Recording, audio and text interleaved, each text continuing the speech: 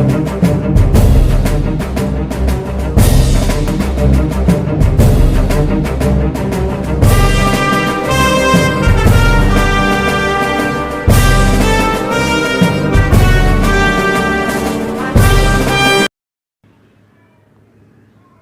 Morning students all of you. आज आपण मराठी व्याकरणाला सुरुवात करणार आहोत. तर मराठी व्याकरणाला सुरुवात करण्या अगोदर आपण एकदम बेसिक पासून मराठी व्याकरण शिकणार आहोत. तर यासाठी सर्वात पहिले आपण व्हिडिओ भाग पहिल्यापासून सुरुवात करणार आहोत. तर मराठी व्याकरण हा पोलीस भरतीमध्ये अतिशय इम्पॉर्टंट भाग आहे महाराष्ट्र पोलीस भरतीमध्ये, आणि यावर कोणताही प्रश्न विचारला जातो मराठी व्याकरणांतर्गत. कारण आता पहा, पोलीस भरतीला आपल्याला गणित, मराठी व्याकरण, बुद्धिमत्ता आणि जी के जनरल नॉलेज, चालू घडामोडी ह्या विषय आहेत. आता या विषयामध्ये मराठी व्याकरण हा असा विषय आहे की ज्याला बाउंड्री आहे, ज्याला सीमा आहे. गणित असा विषय आहे ज्याला सीमा आहे, त्याला बाउंड्री आहे. बुद्धिमत्ता असा विषय आहे ज्याला सीमा आहे, त्याला बाउंड्री आहे. पण जी के आणि चालू घडामोडी या दोघांना कोणतीच बाउंड्री नाही, कोणतीच मर्यादा नाही, ते अफाट आहे. म्हणून हा आपला कव्हर होऊ शकतो मराठी व्याकरण.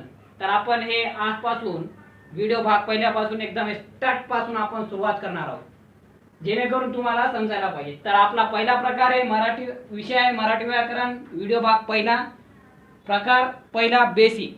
आता बेसिक पासून आपण सुरुवात करणार आहोत. तर सर्वात अगोदर आपण समजू भाषा म्हणजे काय. मराठी व्याकरण पहिले काय बनते लक्षात ठेवा. पहिले भाषा बनत नाही, पहिले व्याकरण बनत नाही. पहिले काय बनते भाषा, नंतर त्याचा व्याकरण बनते. कारण व्याकरणाची व्याख्याच काय आहे, भाषाला शुद्ध करणाऱ्या माध्यमाला व्याकरण असे म्हणतात. म्हणजे पहिले भाषा पाहिजे, नंतर त्याचा व्याकरण पाहिजे. याचा अर्थ पहिले भाषा येणार, म्हणून आपण इथं पहिला भाग भाषा हे घेतलेला आहे. आता भाषा म्हणजे काय, तर भाषेची व्याख्या आहे विचारांची देवाणघेवाण करणाऱ्या माध्यमाला भाषा म्हणतात. एखाद्या विचारांची जर देवाणघेवाण होत असेल तर त्याला आपण भाषा असे म्हणतो. किंवा विचार व्यक्त करण्याचे साधन म्हणजे भाषा होय. विचार व्यक्त करण्याचे साधन म्हणजे भाषा होय, हे आपण म्हणू शकतो.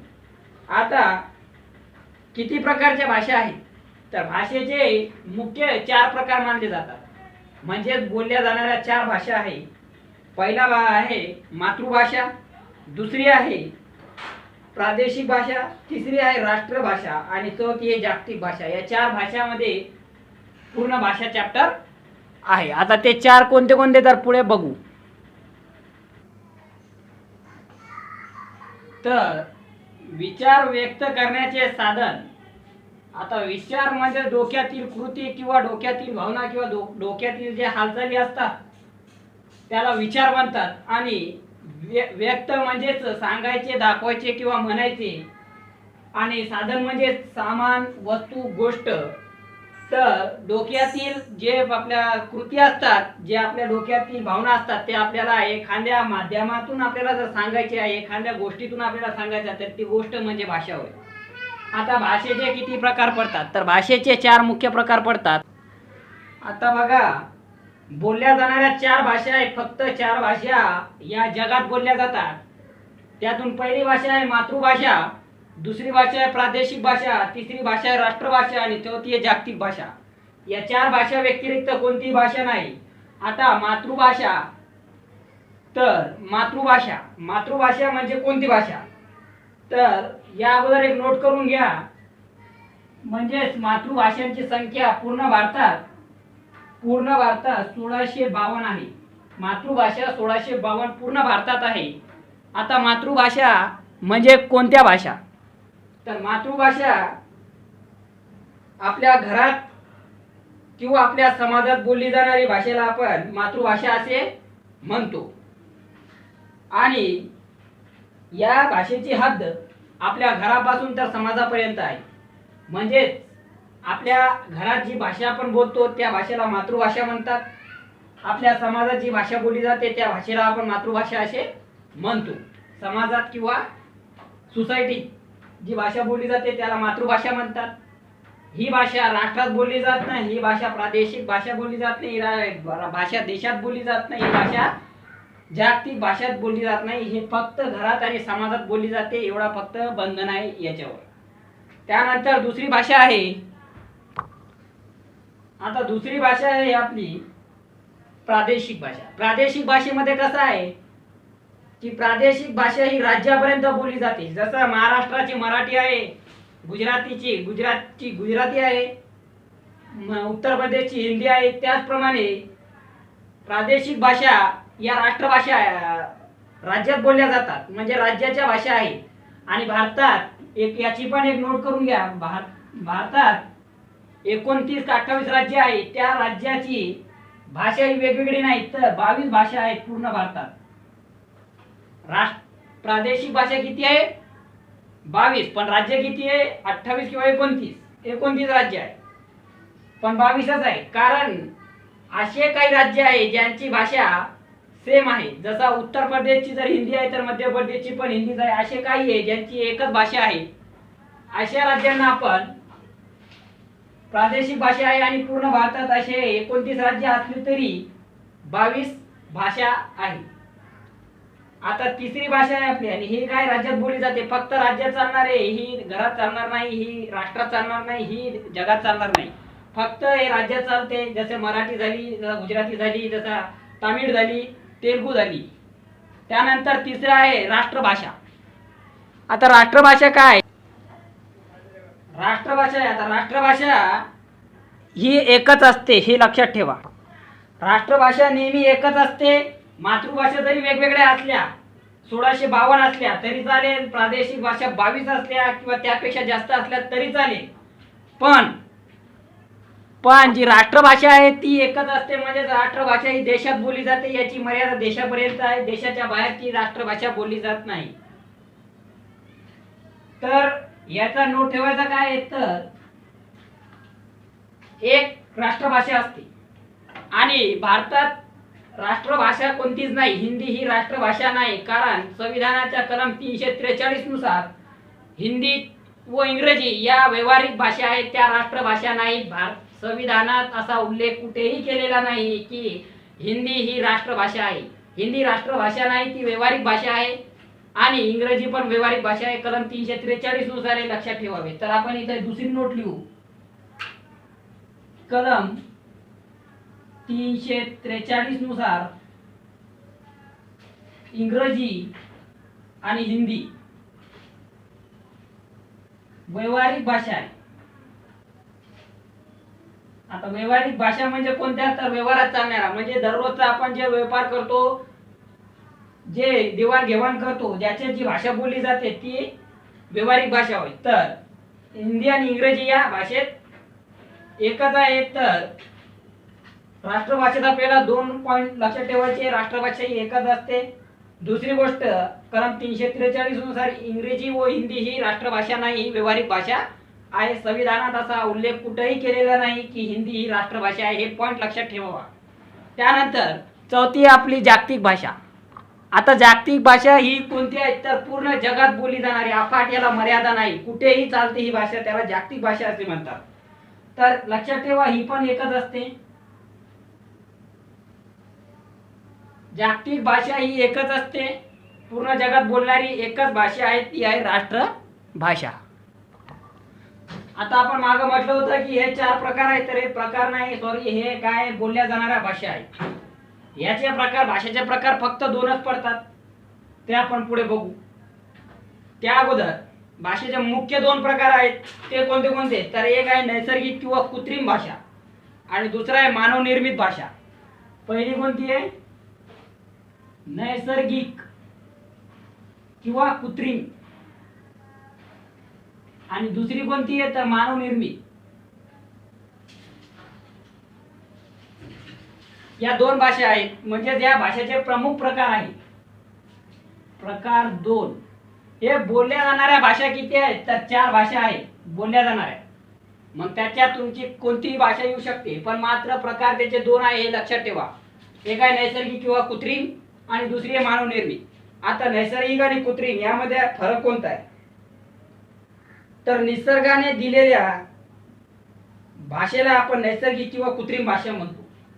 जे निसर्ग आहे, जे देव आहे, त्याने जर दिलेली भाषेला आपण कोणती भाषा म्हणतो, तर कृत्रिम भाषा किंवा नैसर्गिक भाषा असे म्हणतो. आता देवाने किंवा निसर्गाने दिलेली भाषा कोणती भाषा आहे, तर हसणे, रडणे, रागवणे, कुत्र्याचा भौभौ, मांजरीचा म्याव म्याव, हे जे हावभाव आहेत प्राण्यांचे, आपले जसं माकडांचा ऊब ऊब करणं, गाढवांचा ओरडणे, वाघांचा डरकाळी देणे इत्यादी जे आहे, हे सर्व कोणते भाषा आहेत, तर ही नैसर्गिक भाषा आहे, कृत्रिम भाषा आहे. पहिले जेव्हा मानवाला कोणतीच भाषा नव्हती, तेव्हा ते निसर्गाने जे कृत्रिम भाषा होती त्याच्यात ते मानव बोलत होता. तर त्या भाषेला आपण एकदम आधीपासून आधी मानव कोणती भाषा बोलत होता, तर नैसर्गिक कृत्रिम भाषा बोलत होता. तर ही झाली नैसर्गिक भाषा. त्यानंतर मानवनिर्मित भाषा. आता मानवनिर्मित भाषा तर कोणत्या भाषा आहेत, मानवाने निर्माण केलेल्या भाषेला आपण मानवनिर्मित भाषा असे म्हणतो. आता मानवनिर्मित भाषा तर कोणत्या आहेत, तर मानवनिर्मित भाषा या 4 आहेत. या 4 मानवनिर्मित भाषा आहेत. 4 मानवनिर्मित भाषा आहे. पहिला आहे मातृभाषा, दुसरा आहे प्रादेशिक भाषा, तिसरा आहे राष्ट्रभाषा आणि चौथा आहे जागतिक भाषा. या 4 भाषा मानवनिर्मित आहे, म्हणजे मानवाने या भाषा निर्माण केलेल्या आहेत. आणि नैसर्गिक किंवा कृत्रिम भाषा म्हणजे कोणत्या भाषा, तर हसणे, रडणे, रागवणे किंवा दुःख होणे, वेदना होणे किंवा कुत्र्याचा भौभौ इत्यादी, प्राण्यांचे चिवचिव, चिमणीचा चिवचिव इत्यादी जे भाषा आहेत त्या कोणत्या आहे, नैसर्गिक भाषा किंवा कृत्रिम भाषा आहे. आता हे झालं नोट, हे पण नोट करून घ्या. आता तिसरा आहे आपला पॉइंट, म्हणजे कोणता, तर भाषा हा शब्द भाष या धातूपासून बनलेला आहे. आता धातू कशाला म्हणतात ते आपण पुढच्या भागाला पाहू, म्हणजे पुढे आपण पाहणार आहोत धातू म्हणजे काय. तर फक्त हे नोट फक्त तुम्ही लक्षात ठेवा की भाषा हा शब्द भाष कसं लिहिणार, याला पाय फोडून, म्हणजेच याच्यात काय नाही, आपला सवर नाही, हे तुम्हाला पुढे कळणार काय भानगड आहे. तर भाषा हा शब्द भाष या धातूपासून बनलेला आहे. या धातूपासून बनलेला, ही नोट लक्षात ठेवा. म्हणजेच प्रश्न असा पण पडू शकतो, भाषा हा शब्द कोणत्या धातूपासून बनलेला आहे, किंवा भाष हा धातूपासून खालीलपैकी कोणता शब्द बनलेला आहे, असा पण प्रश्न तुम्हाला पडू शकतो. त्यानंतर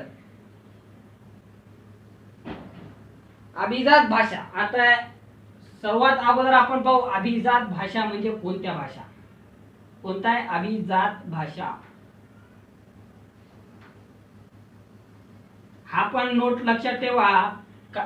तुम्ही न्यूज मध्ये वाचला असाल किंवा पेपर मध्ये वाचला असाल किंवा पुस्तकात पाहिलं असेल, अभिजात भाषा म्हणजे कोणत्या भाषा.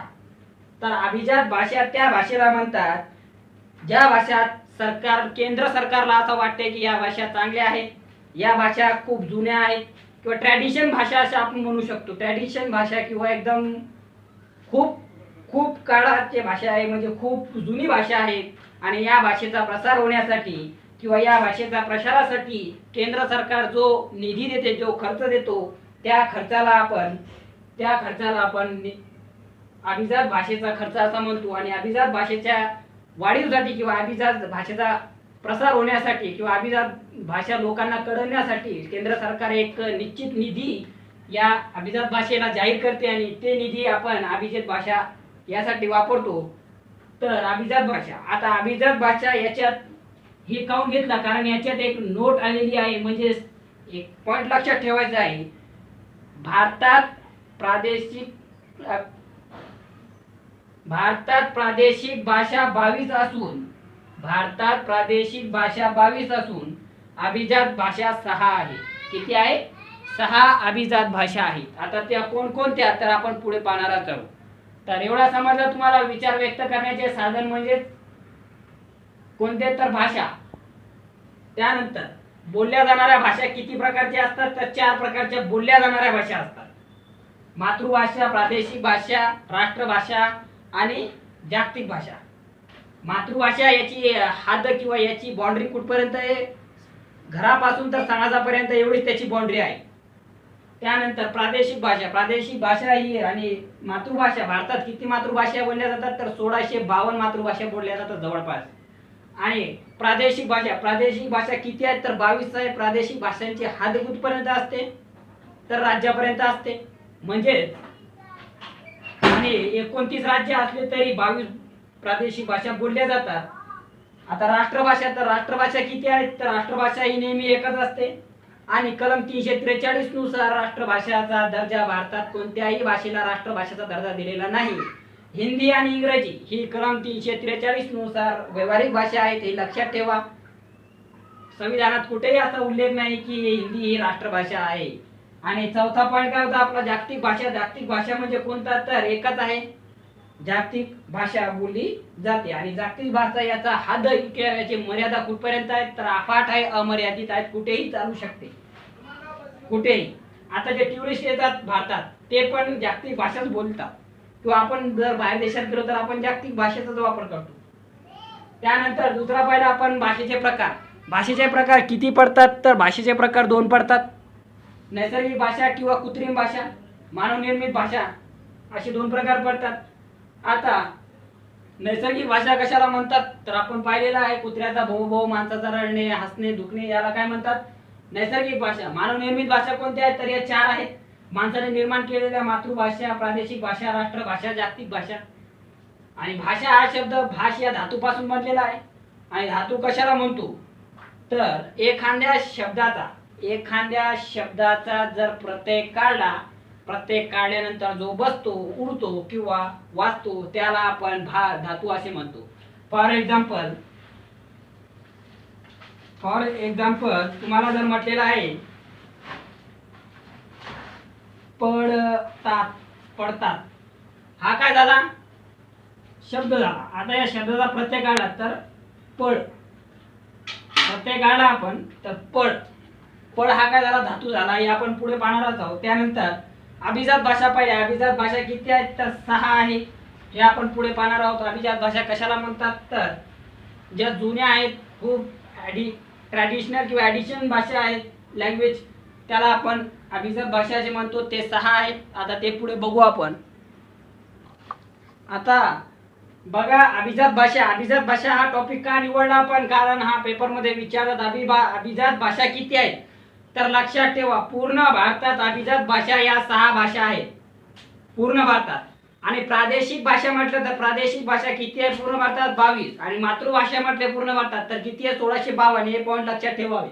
त्यानंतर कोणत्या आहे अभिजात भाषा तर संस्कृत, उडिया, तेलुगू, तामिळ, कन्नड, मल्याळम. कोणत्या आहे संस्कृत, उडिया, तेलुगू, तामिळ, कन्नड, मल्याळम. ह्या किती आहेत 6 अभिजात भाषा आहेत. म्हणजे केंद्र सरकारला वाटते की या भाषा जुन्या आहेत, या भाषेचा प्रसार व्हायला पाहिजे, या भाषा लोकांना कळायला पाहिजे, त्यासाठी केंद्र सरकार पैसे देते. आणि ते पैसे यांच्या प्रसारासाठी किंवा यांच्या लोकप्रिय पॉप्युलर होण्यासाठी या भाषांना पैसे देते. तर अशा प्रकारे अभिजात भाषा आहेत. आणि याचा शॉर्टकट जर तुम्हाला लक्षात ठेवायचा आहे तर याचा शॉर्टकट आहे यात गुडमड. आता याचा अर्थ काय आहे उडिया म्हणजे ओडिशा राज्यात बोलली जाते. तचा काय संस्कृत, गुचा काय तेलुगू, ळचा काय तामिळ, मचा काय मल्याळम आणि ळचा काय कन्नड. तर हे शॉर्ट फॉर्म आहे याचा यात गुडमड. यावरून पण तुम्ही या भाषा लक्षात ठेवू शकता. आता सर्वात अतिशय महत्त्वाचा पॉइंट म्हणजे पेपरमध्ये विचारण्यात आलता की मराठी भाषेला अभिजात भाषेचा दर्जा मिळवण्यासाठी महाराष्ट्र शासनाने कोणती समिती नेमली आहेत आणि त्या समितीचे अध्यक्ष कोण आहेत. हा अतिशय महत्त्वाचा प्रश्न विचारण्यात आलता. तर लक्षात ठेवा, नोट म्हणून लक्षात ठेवा की अभिजात भाषा मराठीला, आपली जे मराठी आहे त्याला अभिजात भाषेचा दर्जा मिळवण्यासाठी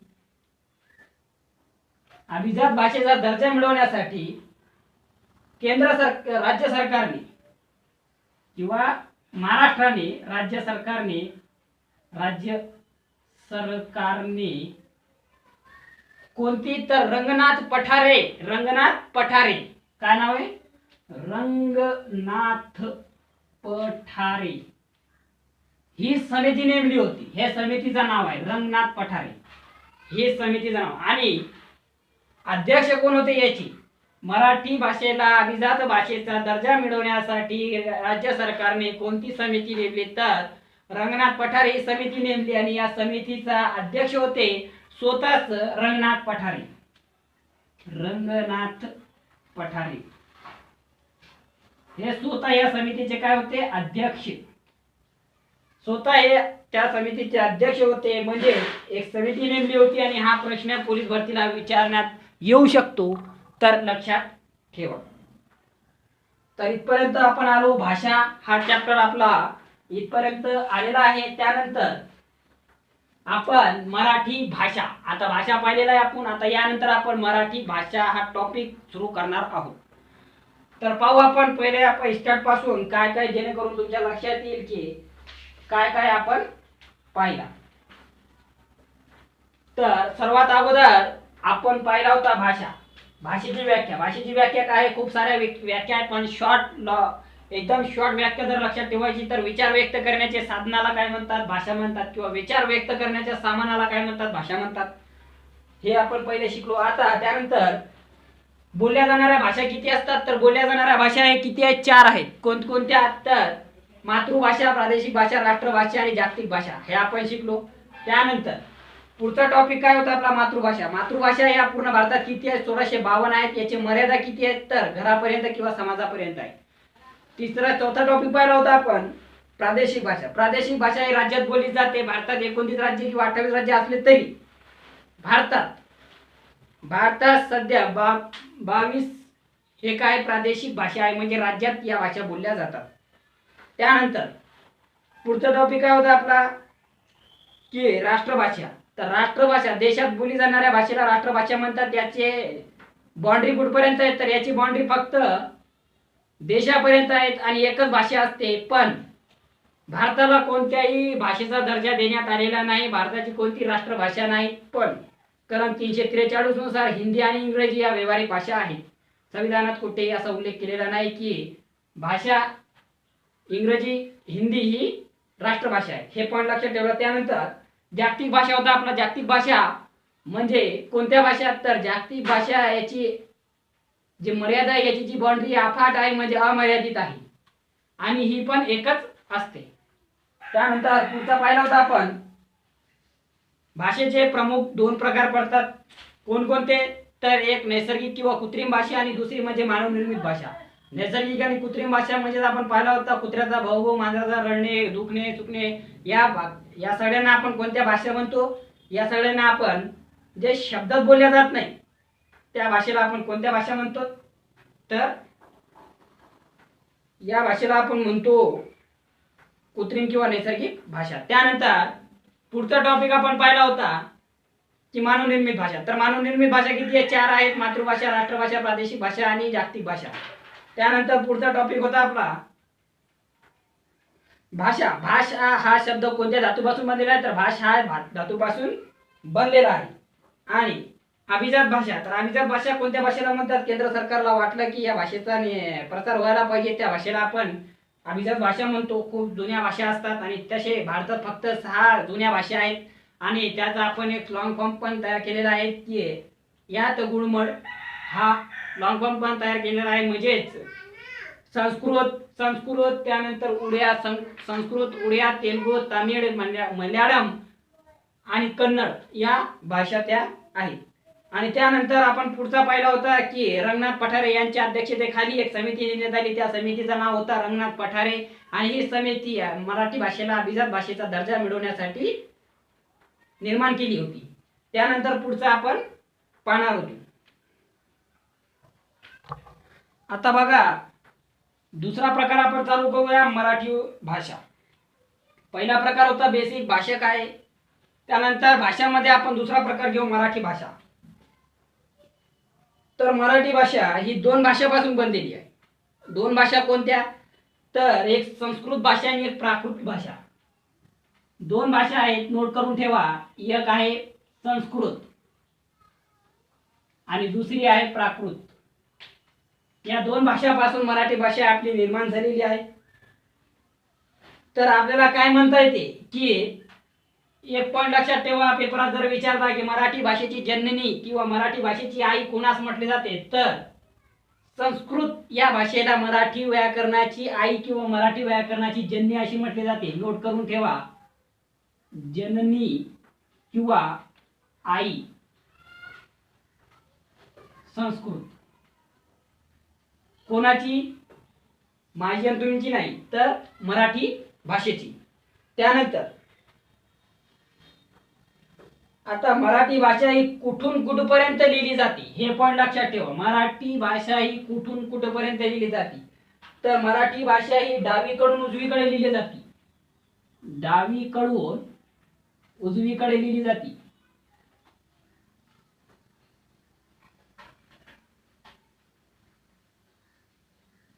हे पण लक्षात ठेवा. त्यानंतर मराठी भाषेची लिपी कोणती आहे हा प्रश्न खूप वेळेस विचारण्यात आला पोलीस भरतीला. म्हणजेच काय, मराठी भाषेची लिपी कोणती आहे, तर मराठी भाषेची लिपी ही देवनागरी आहे. कोणती आहे? देवनागरी. देवनागरी लिपी. हा पण लक्षात ठेवा पॉइंट तुम्ही. म्हणजेच देवनागरी ही लिपी मराठी भाषेची लिपी मानली जाते. आता देवनागरी लिपीचे दुसरे नाव काय? देवनागरी लिपीचे दुसरे नाव काय, तर देवनागरी लिपीचे दुसरे नाव मोडी लिपी. काय? मोडी लिपी. खूप वेळेस असा होते की पर्याय देवनागरी हा शब्द दिलेलाच नसतो, पण मोडी लिपी हा शब्द दिलेला असतो आणि चौथा पर्याय असतो यापैकी नाही. तर आपण हे क्लिक न करता आपण यापैकी नाही करतो, कारण आपल्याला याचं दुसरा नाव माहित नसते. तर लक्षात ठेवा, देवनागरी लिपीलाच मोडी लिपी असे म्हणतात. त्यानंतर देवनागरी लिपी कोणत्या भाषा किती भाषांची आहे, तर प्रश्न काय म्हणते, भारतात ज्या काही भाषा आहेत त्या भाषांची लिपी देवनागरी ही किती भाषांची आहे, तर हा पण लक्षात ठेवायचा आहे, 6 भाषांची आहे. किती आहे? 6 भाषांची लिपी काय? देवनागरी. भारतात अशा 6 भाषा आहेत ज्यांची लिपी ही देवनागरी आहेत. आणि त्या कोणकोणत्या आहे मग, तर त्या 4 भाषांची लिपी ही देवनागरी आहे भारतात. आणि त्या भाषा कोणत्या आहेत, तर पहिली आहे संस्कृत, दुसरी आहे मराठी, तिसरी आहे हिंदी, चौथी आहे गुजराती, आणि 5वी आहे पाली, आणि 6वी आहे बंगाली. या भाषांची जी लिपी आहे ती कोणती आहे? देवनागरी लिपी आहे. आता सगळ्यात मेन पॉइंट आहे जो परीक्षेत विचारला जाऊ शकतो, म्हणजे आपण अति संभाव्य प्रश्न असा आपण बनवू शकतो या प्रश्नाला, की देवनागरी लिपी किती रेषांनी दर्शविली जाते. देवनागरी लिपी काय? नोट, देवनागरी लिपी किती रेषांनी दाखवली जाते. किती रेषांनी दर्शवली जाते, तर 4 रेषांनी दर्शवली जाते. हे लक्षात ठेवा पॉइंट तुम्ही. 4 रेषांनी देवनागरी लिपी दर्शवली जाते. आता त्या 4 रेषा कोणत्या हे पण अतिशय महत्वाचा पॉइंट आहे. तर सर्वात अगोदर आहे आडवी रेषा. काय? आडवी रेषा. दुसरा पॉइंट कोणता आहे आपला? उभी रेषा. उभी रेषा. तिसरा पॉइंट कोणता आहे आपला? तिरपी रेषा. तिरपी रेषा. आणि चौथा पॉइंट काय आपला? गोलसर रेषा. काय? गोलसर रेषा. आता आडवी रेषा कोणती आहे याच्यात कन्फ्युजन व्हायचा काही काम नाही. कोणत्या रेषांनी दर्शवली जाते, तर त्या भाषेत जे शब्द असतात त्या शब्दांमध्ये किंवा त्या शब्दांच्या अक्षरामध्ये जे रेषा असतात, ज्या रेषांनी ते अक्षर बनलेले असतात त्यालाच आपण रेषांनी दर्शवली जाते ती भाषा असं आपण म्हणू शकतो. तर आडवी रेषा तर कोणता आहे, तर पहा, य हा मराठी भाषेतील अक्षर आहे आणि य ला ही आहे आडवी रेष. ही एवढा डिटेलमध्ये कोणी सांगत नाही, पण आपल्या यूट्यूब चॅनलमध्ये तुम्हाला खूप डिटेलमध्ये तुम्हाला पॉईंट भेटणार आहे मराठी व्याकरणाचे. आणि हा काय साधा विषय नाही, खूप अवघड विषय आहे. म्हणजे आता पहा, ही आडवी रेषा आहे य शब्द, त्यानंतर उभी रेषा, तर मराठी व्याकरणात एक अक्षर आहे म्हणजेच काय, काना.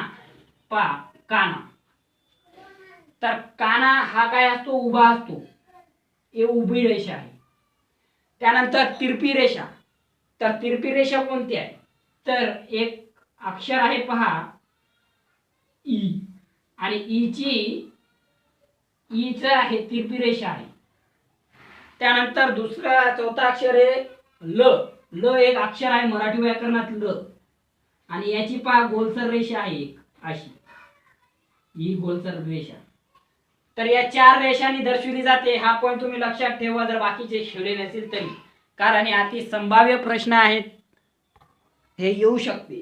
काय, देवनागरी लिपी, तर देवनागरी लिपी 4 रेषांनी दर्शवली जाते. पहिली रेषा आहे पहिली आहे आडवी रेषा, त्यानंतर दुसरी आहे उभी रेषा, तिसरी आहे तिरपी रेषा, आणि चौथी आहे गोलसर रेषा. आणि देवनागरी लिपी ही किंवा मोडी लिपी किती भाषांची आहे, तर 6 भाषांची. जसे 6 भाषा आहे आपल्या कोणत्या होते, तर 6 भाषा आहे आपल्या अभिजात भाषा होते, त्याचप्रमाणे 6 भाषांची देवनागरी लिपी आहे. म्हणजे कोणत्या, तर संस्कृत, मराठी, हिंदी, गुजराती, पाली आणि बंगाली, अशा प्रकारे आहे. त्यानंतर पुढचा टॉपिक लक्षात ठेवायचा आहे, लिपी हा शब्द कोणत्या भाषेतून आलेला आहे. जसा भाष हा शब्दाचा धातू जर भाषा या शब्दाचा धातू जर भाषा असेल, तर लिपी हा शब्द कोणत्या भाषेतून आलेला आहे. नोट काय ठेवायची आहे दुसरी, लिपी हा शब्द लॅटिन भाषेतून आलेला आहे.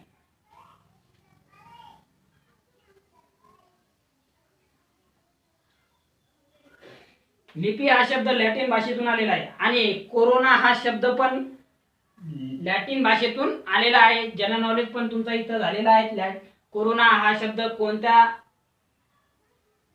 या महामारीचा कोरोना हा शब्द लॅटिन भाषेतूनच आलेला आहे. आणि लिपी हा सुद्धा लॅटिन भाषेतूनच शब्द आलेला आहे. लिपी हा शब्द कोणत्या धातूपासून बनलेला आहे. जसा भाषा हा शब्द भाष या धातूपासून बनलेला आहे, तर लिपी हा कोणत्या धातूपासून बनलेला आहे. लिपी हा लिंपणे या धातूपासून बनलेला आहे. या धातूपासून. आता हे धातू काय, तर तुम्हाला धातू हे पुढे करणार, धातू कशाला म्हणतात. फॉर एक्झाम्पल तुम्हाला आता सांगून देतो धातू कशाला म्हणतात. तर फॉर एक्झाम्पल समजा आपण घेऊ रेषा. आता रेषाचा जर आपण मागचा जर प्रत्यय किंवा जे शब्द आहे किंवा अक्षर आहे ते काढून टाकला तर काय होणार, रेष. तर या धातूपासून बनलेला आहे. म्हणजे जर मी हे काढून टाकला काना, तर काय होणार, फक्त रेष. तर अशा प्रकारे आपण धातू बनवू शकतो. आणि लिपणे या धातूपासून हा शब्द, लिपी हा शब्द बनलेला आहे. त्यानंतर आता एक प्रश्न विचारण्यात आला पहा, सोलापूर ग्रामीण पोलीस भरती 2018 मध्ये की खरोष्टी लिपीस कोणती लिपी म्हणतात. जशी आपली लिपी आहे देवनागरी, कोणती लिपी आहे आपली, तर